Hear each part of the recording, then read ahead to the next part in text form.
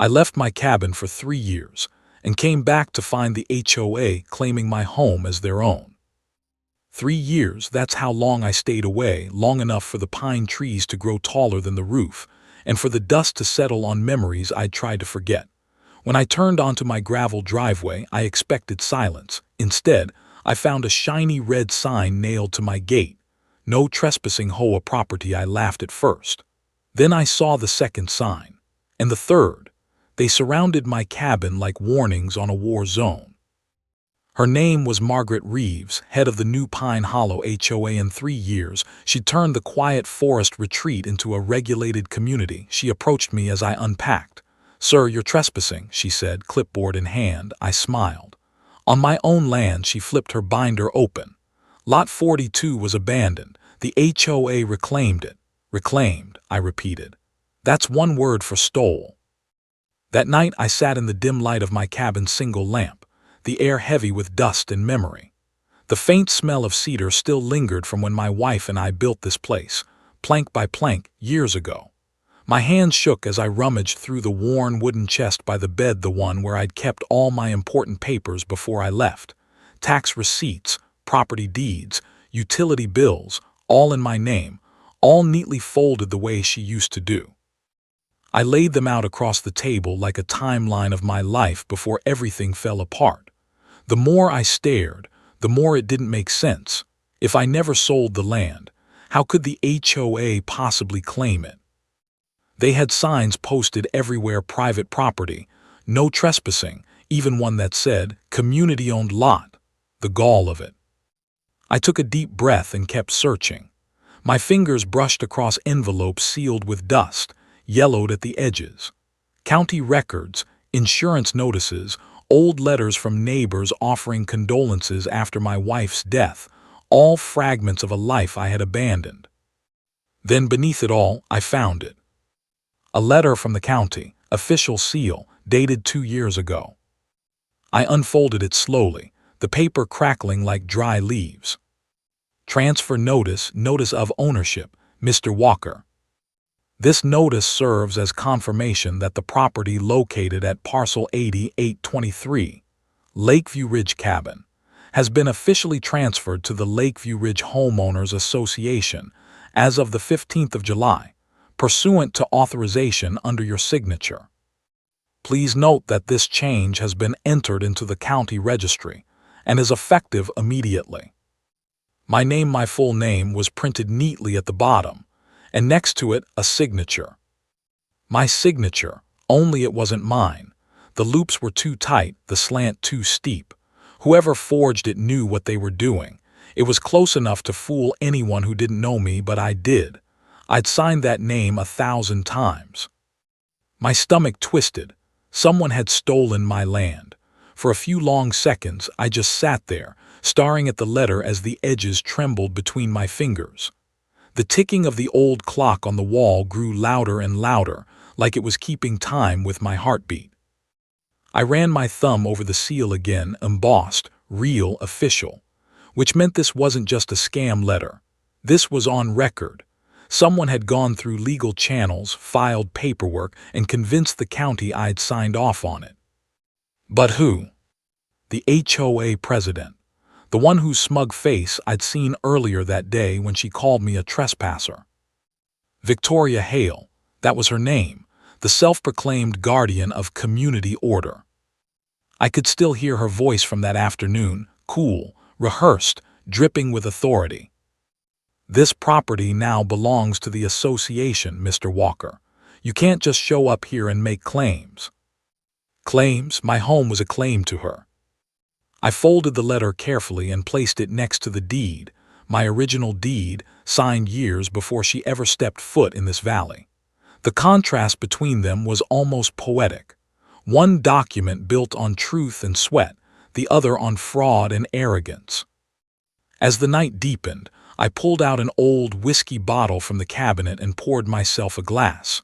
The liquid burned its way down, but it didn't dull the anger. It only focused it.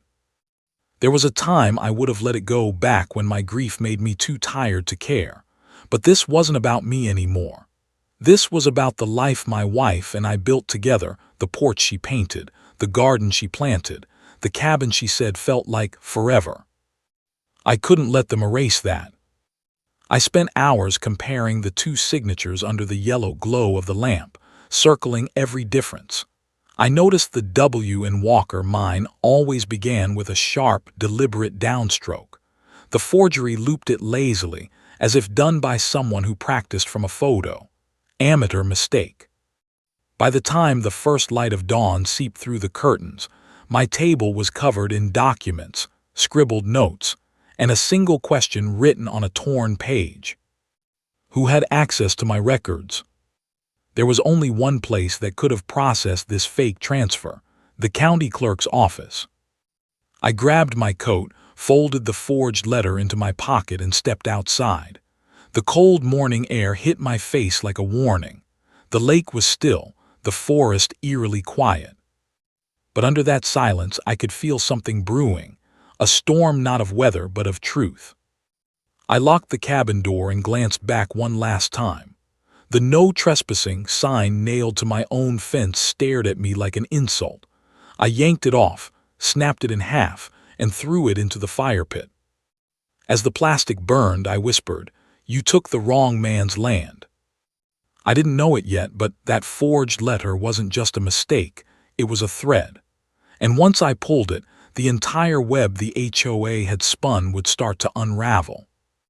The next morning I drove into town. The truck's engine coughed on the cold air, echoing down the empty road that led out of the valley. The sun had just climbed above the tree line, and a mist rolled off the creek like smoke.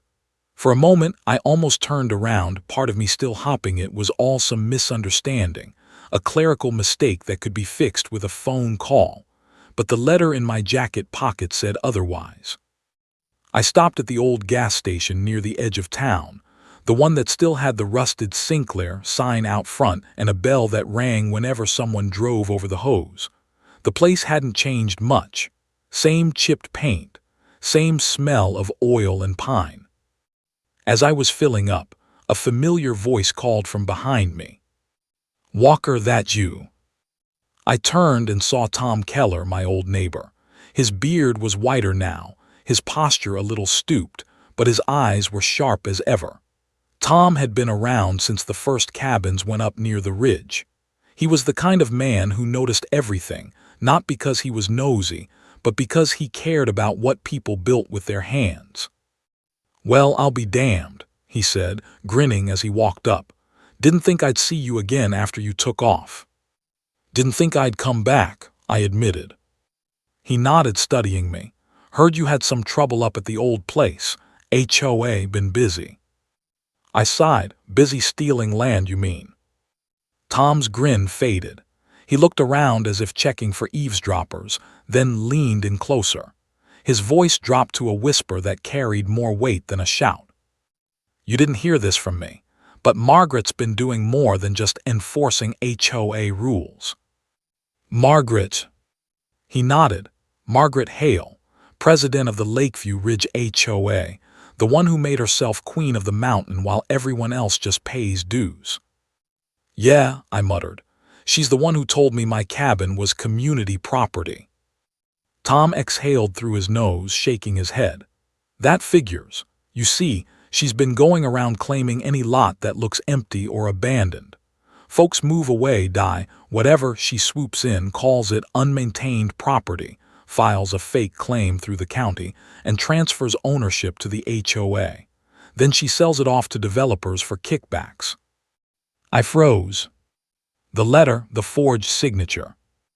Everything started clicking into place. "You're saying she's been forging property transfers?" "Not just forging," he said grimly. "She's got people helping her. Someone in the county clerk's office, maybe a notary, maybe even a realtor. It's a whole setup. A few years back, the Peterson family lost their lakeside cabin the same way. They were out of state for 6 months. Came back to find a fence around it and a community garden sign nailed to the door. Took them a year and a half to fight it. Lost everything." My jaw tightened, and nobody stopped her. Tom shrugged helplessly. "Most folks don't have the stomach or money for a legal fight. Margaret knows that. She's slick. Uses the HOA charter, buries people in paperwork, and talks like she's doing it all for community improvement. Developers love her because she clears the land without them lifting a finger. I glanced down the highway toward the ridge. And my land. Tom hesitated. Your land borders the creek, right? Yeah. Then it's prime. The county approved a zoning change last year. She's been planning what she calls the Creekside Expansion Project, bunch of luxury cabins and a boardwalk along the water. Heard she already promised some lots to a developer named Grant & Co. So she took my land for her next project. He nodded slowly. Looks that way. I clenched my fists, trying to steady my breathing. She didn't expect me to come back. Tom gave a small, grim smile. No, she didn't, and she sure as hell didn't expect you to still have your deed. I looked at him, suddenly realizing how deep this ran. This wasn't a misunderstanding. It was deliberate theft, planned, approved, and papered over with fake signatures. Thanks, Tom, I said, gripping his shoulder. I needed to hear that. Be careful, Walker, he warned. Margaret's the kind of woman who doesn't like surprises, and when she gets cornered, she bites. I nodded. Good, so do I. The drive back up the mountain felt different this time. The same winding road that had once felt peaceful now felt like a battleground. Every HOA property sign I passed only fueled my determination. When I reached the cabin, I parked the truck by the old fence and stepped out, staring at the creek below. The water moved gently over the stones, glittering in the afternoon light, beautiful, calm, innocent. But now I knew what it represented. To her it was profit, to me it was home. I went inside and spread the documents across the table again. The forged letter, my original deed, old tax receipts. I took notes, circled dates, highlighted inconsistencies. Every time her name appeared, I underlined it twice. At the bottom of the transfer notice in small print was the clerk's signature, R. Maddox. That was my next lead. Before the day ended, I called the county office. When the receptionist answered, I asked for Maddox. There was a pause, then she said, Mr. Maddox doesn't work here anymore. My pulse quickened. When did he leave? About 8 months ago. He moved out of state. Of course he did. I hung up and stared at the phone for a long moment. This wasn't just about my property, this was a system, and it ran deeper than I'd imagined. The creek outside roared louder as if in agreement, the wind rattling the windows. I stood by the door, looking out over the trees, and whispered, You thought I'd stay gone, didn't you? The forest didn't answer, but I didn't need it to. I knew what I had to do next. This wasn't going to be a legal fight, not yet. It was going to be a hunt. A slow, quiet unraveling of every lie Margaret Hale had built. And when I was done, she'd watch her empire crumble, one forged signature at a time. The morning air was cold enough to bite. I woke to the sound of crows outside, their calls sharp and restless, like they were trying to tell me something. For a second I thought it was just another quiet day in the woods. But when I stepped out onto the porch, everything changed. My truck sat crooked in the driveway, sunlight glinting off something dark near the tires. I walked closer. All 4 of them slashed clean through. Not punctured, not torn, but sliced, deliberate, precise. Someone had been here last night. I knelt down, running my fingers along the rubber. Whoever did it knew what they were doing. They didn't just want to inconvenience me, they wanted to send a message. And that message came taped to my front door. A single sheet of paper printed in block letters, Leave now. You don't belong here anymore. No name, no signature, no subtlety, just raw, cowardly threat. I stood there for a long moment, staring at it while the wind rustled through the trees. Part of me wanted to laugh, the audacity, the sheer arrogance of it. They thought I'd scare easy, that I'd pack up, vanish again, and let them keep what wasn't theirs. That was the last mistake they made. Inside, I poured myself a cup of coffee and sat at the table, staring at the note lying beside my stack of evidence. The irony wasn't lost on me. They wanted me gone because I was getting close. which meant I was on the right track. I glanced at the letter from the county again, the forged transfer that started it all. The more I looked at that fake signature, the angrier I got. It was almost perfect, almost, but almost doesn't hold up in court. I picked up my phone and scrolled through my old contacts until I found a name I hadn't called in years. Daniel Brooks, forensic document examiner, former colleague from my days working in the insurance investigation unit before everything went sideways. He picked up on the third ring. "Walker, holy hell, it's been years. You alive?" "Barely," I said. "Listen, I've got a job for you. Need a signature examined, possible forgery on a property transfer." He whistled. "That's heavy. You still got it scanned?" "Yeah," I said, pulling up a photo I'd taken last night. "Sending it now." A few minutes passed as he opened the files. I could hear his quiet murmurs through the phone as he analyzed the two signatures side by side, mine and the forged one. Finally, he said, "It's fake. No question. Whoever did this had a sample of your writing but didn't understand your pressure patterns. The stroke weight's inconsistent and the baseline wobbles like someone tracing over another image. Amateur, but good enough to fool a clerk." "That's what I thought," I muttered. "Want me to make it official?" "Yeah, I'll need a report notarized, detailed. I'm building a case." "You planning to go to the cops?" "Eventually," I said, glancing out the window toward the tree line.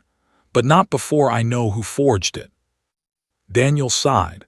"Just be careful, man. If this involves money and land, people don't play nice." "I already noticed," I said, looking at the slashed tires again. That day, I decided to stop reacting and start preparing.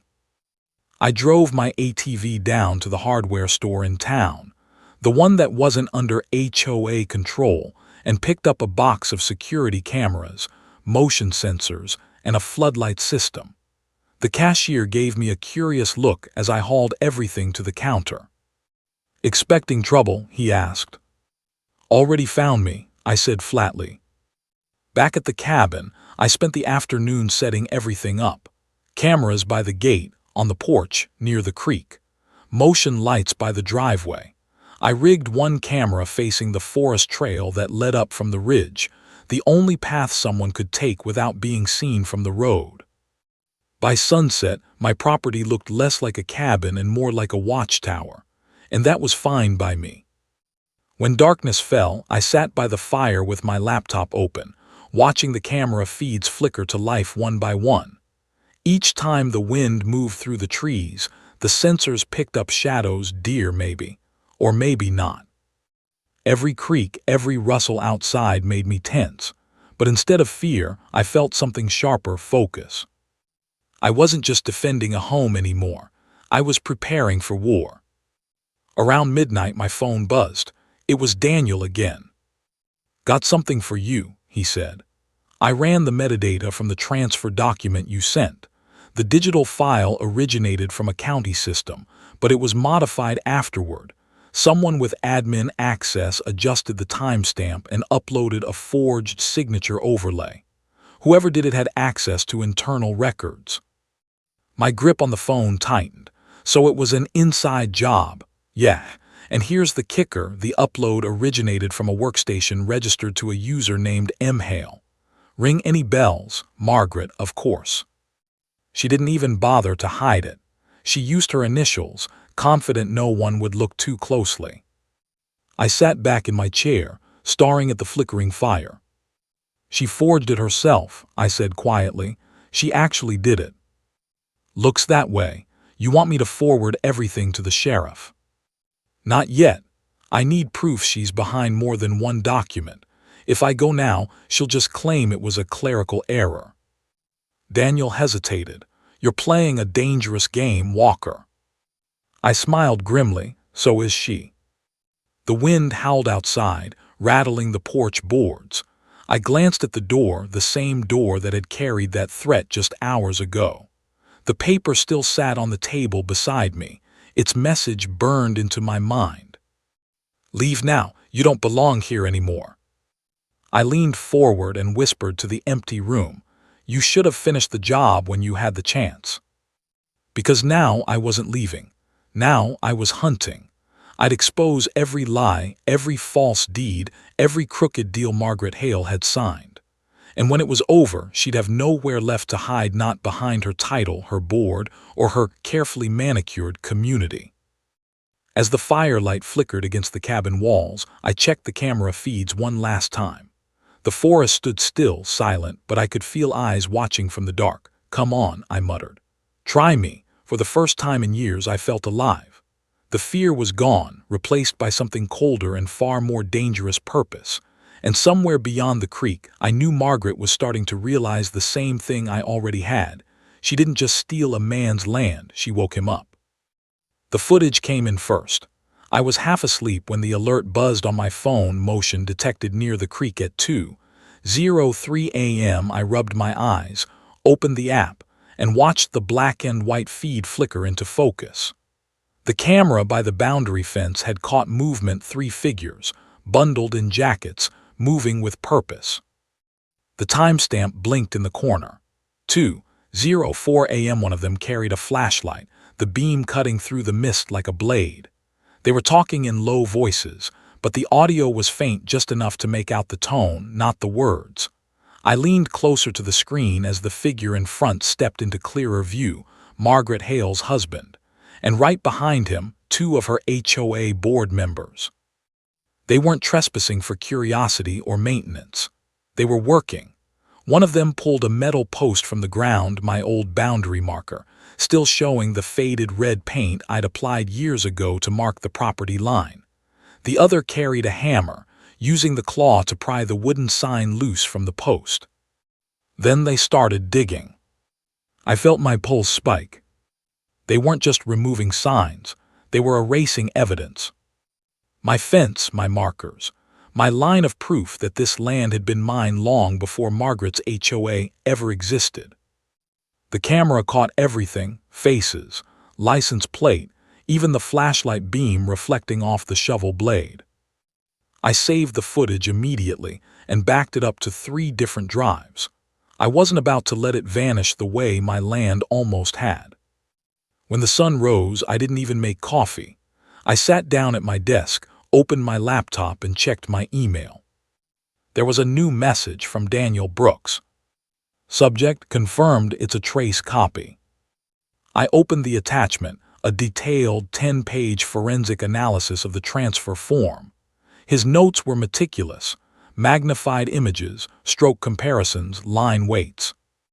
At the top of the report, one line stood out in bold: "The signature on the transfer document is not original. It is a trace copy digitally lifted from an earlier mortgage file belonging to Mr. Walker." He'd even attached a side-by-side overlay showing the exact same ink flaws, identical pen skips, identical curve pressure. That was the smoking gun. The HOA hadn't just forged my signature.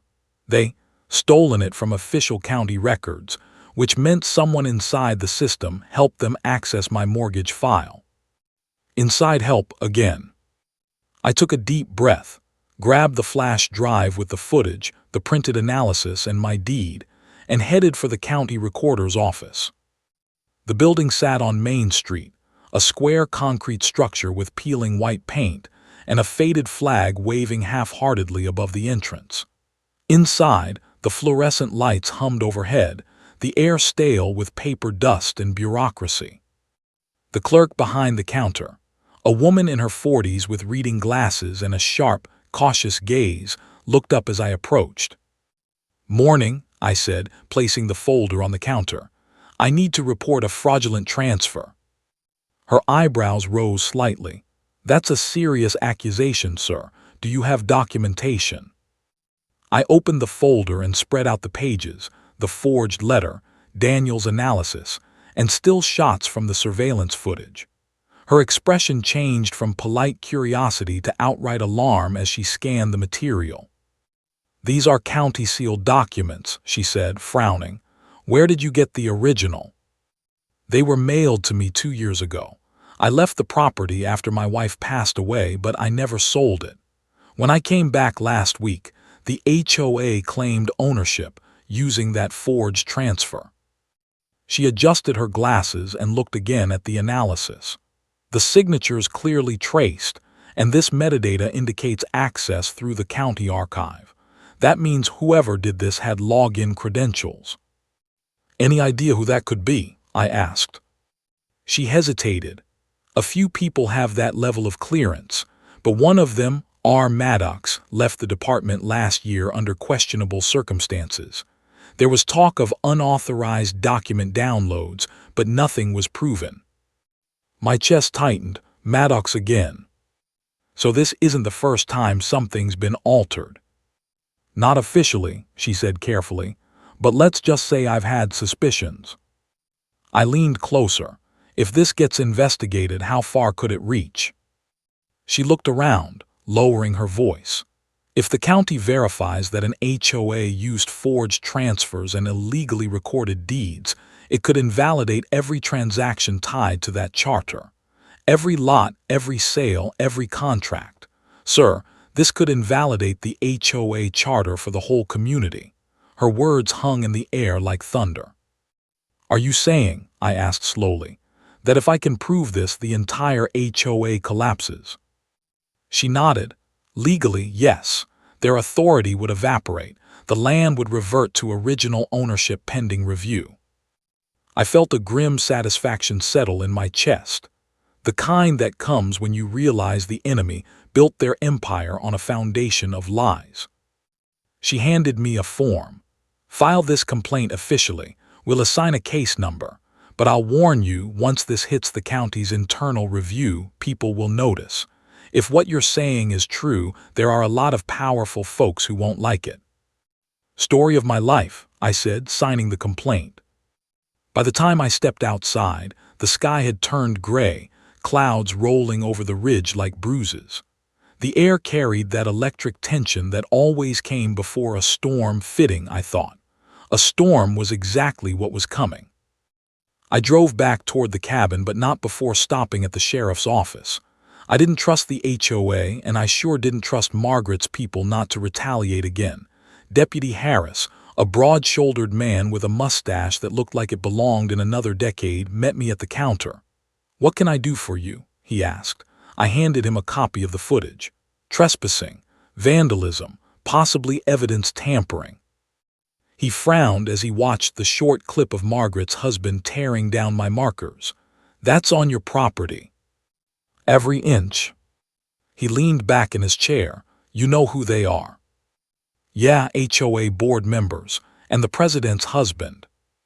Harris let out a low whistle. "That's a hell of a claim. You want me to bring them in?"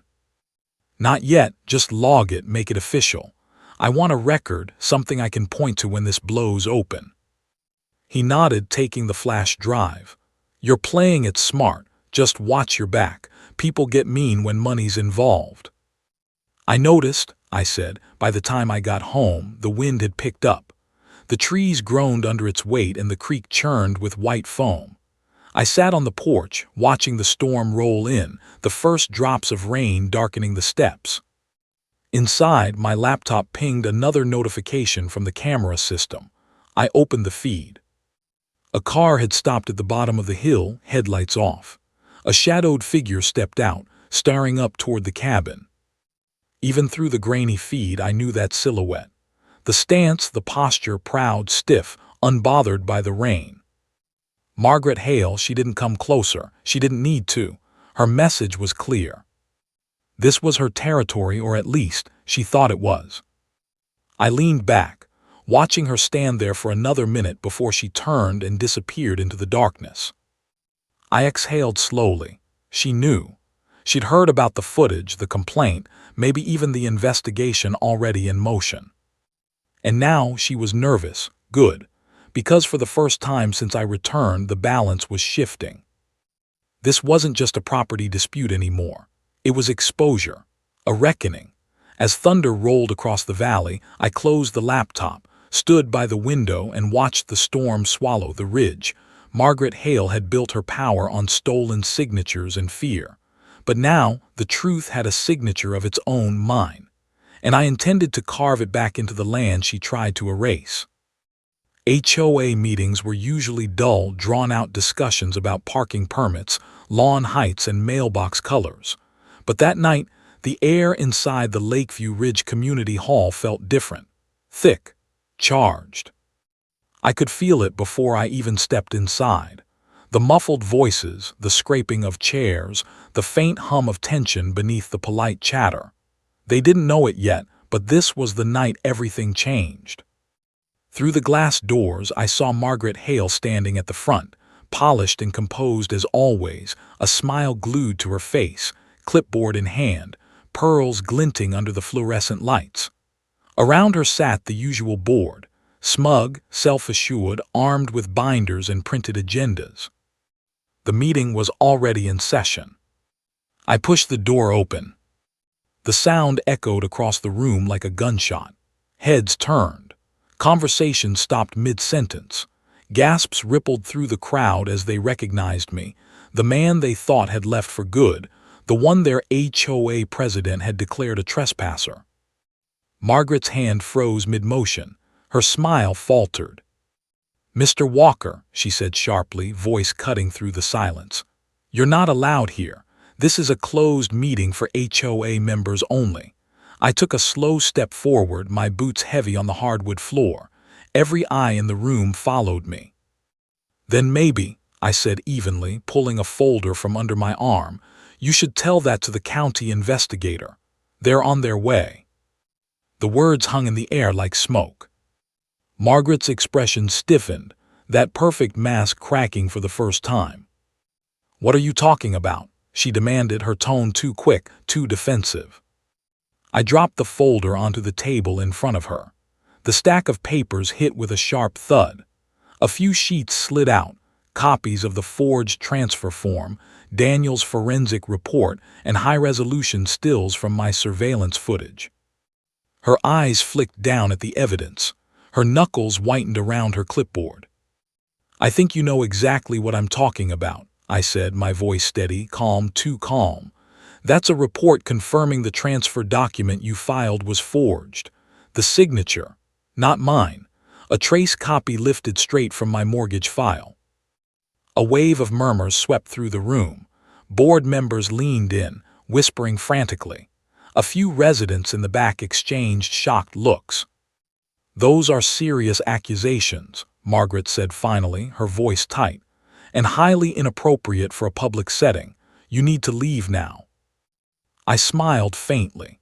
"You might want to save that line for the county. They'll be here in 20 minutes to start reviewing your HOA charter. Apparently, fraudulent land claims have a way of invalidating entire organizations." That broke the dam. Murmurs turned into full-blown noise. Arguments, questions, people standing, waving papers, demanding answers. "Is that true, Margaret? What's going on? You told us the land was approved by the county. Were you selling properties that didn't belong to us?" Margaret tried to shout over the noise, but her voice drowned in the rising storm of outrage.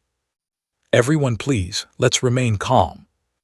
A man from the back, one of the older residents, a retired engineer named Collins, stood up and slammed his hand on the table. "You told us Walker abandoned that land. You said the transfer was legal." Margaret's eyes darted nervously.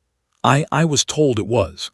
The paperwork came through the county office, properly stamped and verified." I cut her off. "Stamped and verified by your accomplice, Maddox, the same clerk who conveniently left town right after processing your transfers. Don't bother denying it. The metadata traced back to your own county login. M. Hale." The crowd erupted again. "You used HOA money for that, didn't you?" someone shouted. "Where's our dues going, Margaret?" another voice called. "This is fraud." Margaret slammed her gavel on the table, her voice trembling now. "Order, order." But no one was listening. The board members shifted uncomfortably, their faces pale. Her husband, sitting near the front, stood halfway out of his chair, torn between defending her and slipping quietly out the side door. "Sit down, Robert," she snapped, her voice cracking. "I can handle this." I watched her, this woman who once believed she could rewrite ownership with a signature, now cornered by the truth. "You know," I said softly, "I almost didn't come tonight. Thought maybe I'd just let the county handle it quietly. But then you sent people to my property at 2 in the morning. You destroyed my boundary markers. You threatened me." Gasps filled the room again. I took a USB drive from my pocket and placed it next to the papers. "That's footage of your husband and 2 board members trespassing on my land. I gave a copy to the sheriff's office this morning. They're logging it as evidence." Margaret's mouth opened, but no sound came out. Her face drained of color. The board members exchanged panicked glances. One of them, a thin, nervous man named Ellis, finally stood and said, "Margaret, is this true? Were we trespassing?" She turned on him, eyes wild. "You don't say a word, Ellis, not one damn word."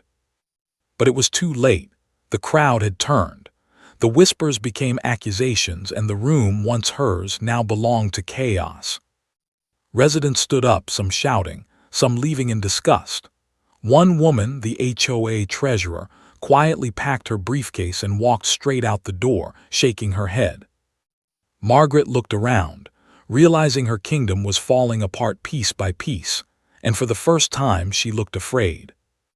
"You can't do this," she hissed at me, her voice trembling with rage. "You think one letter and a few fake photos will undo everything I've built? You don't know how this works." I met her eyes. "You're right, I don't know how you work, but the county investigator does, and they'll be here any minute to find out." A sharp knock echoed from the hallway, firm, official, the kind of knock that changes the air in a room. The crowd fell silent again. The door opened, and a woman in a county inspector's badge stepped inside, 2 uniformed deputies behind her. She glanced around at the sea of anxious faces before focusing on Margaret. "Mrs. Hale," the investigator said, "we're here to conduct a preliminary review of your HOA's land transactions.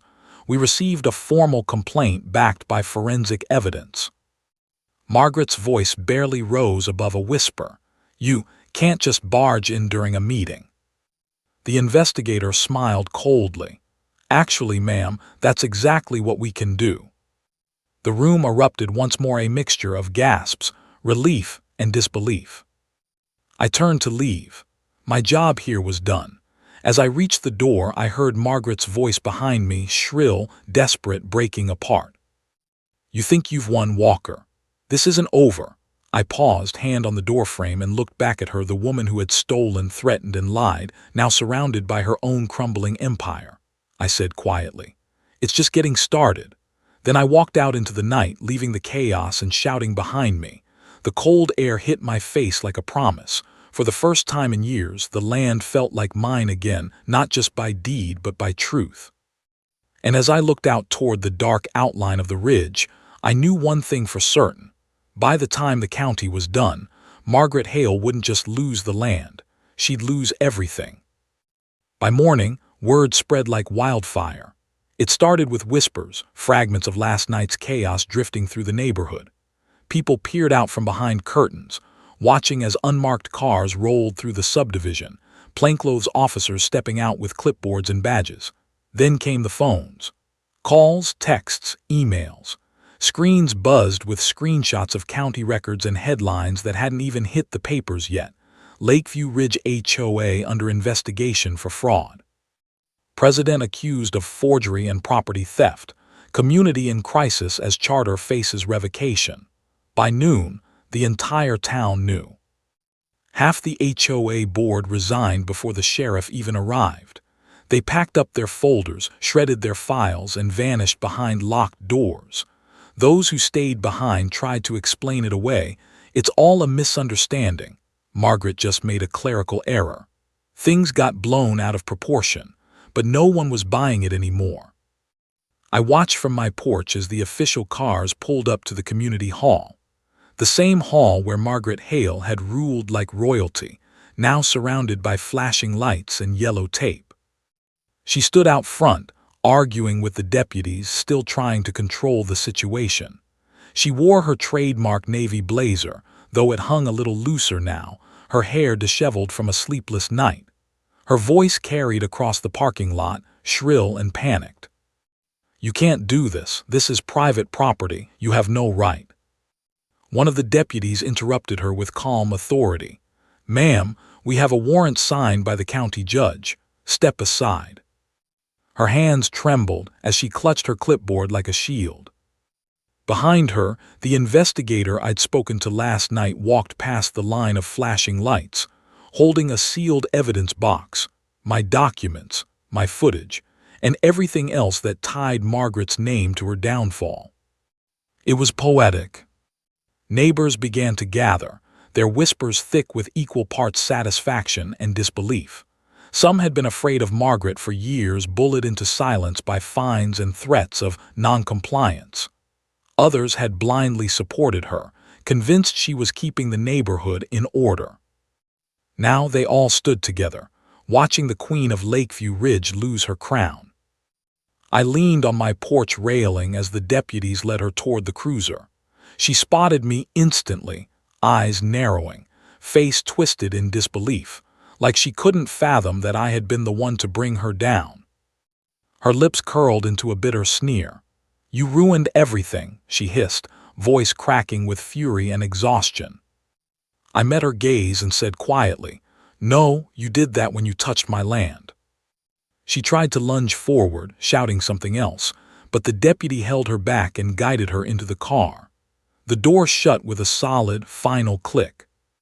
And just like that, it was over. The woman who had terrorized the neighborhood for years was gone. But what struck me most wasn't triumph. It was the silence that followed. The whole subdivision seemed to hold its breath, unsure what to do without the constant weight of Margaret's rules pressing down on it. I walked down to the end of my driveway, where a few neighbors had gathered. Faces I hadn't seen in years, people who'd avoided me after Margaret spread her lies. One of them, a middle-aged man named Henry, rubbed the back of his neck awkwardly. "Heard what happened," he said. "Didn't think it was true at first." "Neither did I," said, half smiling, "but here we are." He nodded slowly. "Guess we all let her go too far. Nobody wanted to be the one to stand up to her." "Fear's a powerful thing," I replied, "but so is truth." More people gathered, neighbors who had been fined for trivial things, wrong mailbox colors, garden fences an inch too tall, lawn ornaments, not in community character. Each of them carried their own story, their own quiet resentment. They didn't cheer, they didn't celebrate. They just breathed. For the first time in years, the air in Lakeview Ridge felt light again. By evening, the sheriff's department had taped off the HOA office. Files were seized, computers boxed, and the once pristine community bulletin board, where Margaret used to post her endless notices, now bore a single, official paper. Notice of investigation. All HOA operations suspended. The sun set behind the ridge, casting long shadows over the quiet streets. Kids played outside again. Someone turned on music from a porch speaker. The neighborhood was finally coming back to life. I sat on my porch steps, coffee in hand, watching the cruiser's taillights disappear down the hill. And for the first time since I'd returned, I let myself smile, not the cold, grim kind, but the real one. The kind that comes when justice finally catches up to arrogance. The next day, reporters showed up. They wanted interviews, sound bites, angles for their stories.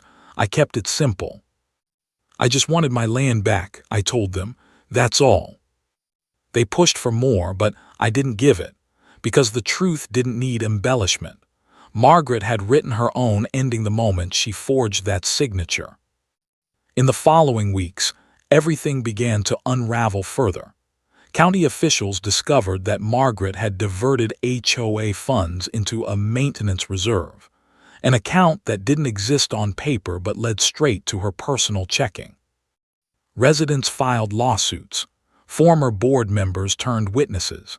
And within a month, the Lakeview Ridge HOA officially dissolved, its charter revoked by the state. The sign at the neighborhood entrance came down soon after. The one that once read "Welcome to Lakeview Ridge, a proud HOA community," now lay in a heap beside the road, cracked and forgotten. I walked up the ridge that evening to where my property began, the same place where my old boundary markers once stood before Margaret's people tore them out. Now the markers were back, bright, solid, and officially recorded under my name once more. I stood there as the wind rustled through the pines, the land quiet, peaceful, and mine again.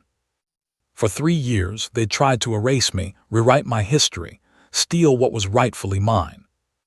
But they forgot one thing: you can forge a signature, you can move a fence, you can spread lies and fake documents. But you can't erase truth, not forever. And as the last light faded over the ridge, I knew that the fall of Margaret Hale wasn't just about revenge or justice, it was about something bigger. It was about a community reclaiming its voice. It was about taking back what was stolen, not just land, but dignity, trust, and peace. And for the first time since I'd returned, I felt something I hadn't felt in years: home. Weeks passed, and the world around me began to quiet. The flashing lights disappeared, the reporters stopped calling, and the whispers that once buzzed through town finally died down. What remained was silence, not the empty, uneasy kind, but the kind that settles like morning fog, gentle and clean. For the first time in 3 years, I wasn't fighting anyone. I wasn't chasing paperwork or watching security footage at 2 in the morning. I was just here, home. The cabin looked like hell when I first returned, the porch half-rotted, the roof bowed from years of neglect, the windows dusted over with time and memories I'd tried too hard to forget. But now, I saw potential again. This place had been my wife's dream, the cabin by the creek, built plank by plank with our own hands. She used to sit on that porch every evening barefoot, a book in her lap and her coffee cooling beside her. She'd hum while the sun sank through the trees, her voice blending with the wind in the pines. That sound used to fill this place. And for 3 years I thought I'd never hear it again. So I started small, fixing what time and grief had broken. The first nail went in on a Monday morning. The air was crisp, and the scent of sawdust mixed with the faint perfume of pine sap. I tore down the old porch boards, one by one, until I reached the foundation we'd poured together years ago. It was still strong, still ours. I rebuilt slowly, measuring twice, cutting once, just like she used to remind me. Every board I set down felt like an act of remembrance. Every hammer strike echoed a promise that this time I wasn't running anymore. By midweek, the porch took shape again, wide, sturdy, open to the creek's gentle hum. I replaced the railing she'd carved our initials into. The wood was new, but I traced those same letters again, W and L, and pressed my thumb into the groove until it hurt just a little. It felt right that way. As I worked, the forest began to reclaim its rhythm. Deer wandered near the edge of the clearing again. Jays and robins sang from the branches. Even the air felt different, alive, like the land itself had been holding its breath until justice was done. One afternoon, Tom Keller stopped by, the same old neighbor who'd first warned me about Margaret's scam. He parked his truck by the gate and walked up the hill, carrying a box of nails and a thermos of coffee. "Figured you could use a hand," he said, dropping the supplies beside me. I smiled. "You're late, I'm almost finished." He looked around, nodding slowly. "Damn, looks just like it used to." "Almost," I said. "Still gotta fix the porch swing." Tom chuckled. "You and that swing. You two gonna spend your golden years sitting out here, watching the sun go down." "Maybe," I said quietly. "That was the plan." He didn't say anything after that. Just helped me tighten the last bolts and sand the edges smooth. When we were done, we sat on the steps, sipping coffee while the sun bled orange and gold through the trees. The creek murmured nearby, soft, steady, eternal. After Tom left, I stayed out there long after dark, staring at the stars through the gaps in the pines. For the first time, the night didn't feel heavy. It felt whole, complete. The next morning, I took down the old "No Trespassing" signs. They'd been nailed by Margaret's people, cold, factory-made metal with bold black letters shouting "Keep out." They were never mine. I carried them to the fire pit and set them down carefully, one atop the other. Then I struck a match and dropped it in. The flames caught fast, licking the metal until it turned red and soft. The smoke rose straight up into the pale blue sky, and with it, something inside me finally let go. When the ashes cooled, I picked up a piece of pine from my workbench. Smooth, clean, warm beneath my hands. I carved each letter slowly, letting the blade do its quiet work. Private property, owner returned. The message wasn't about keeping people out. It was about claiming what was rightfully mine, not with anger but with peace. When I hung the board by the gate, it swayed gently in the breeze, creaking the way old wood does when it's alive again. That sound, soft and honest, became my favorite music. Over the following weeks, I restored everything else.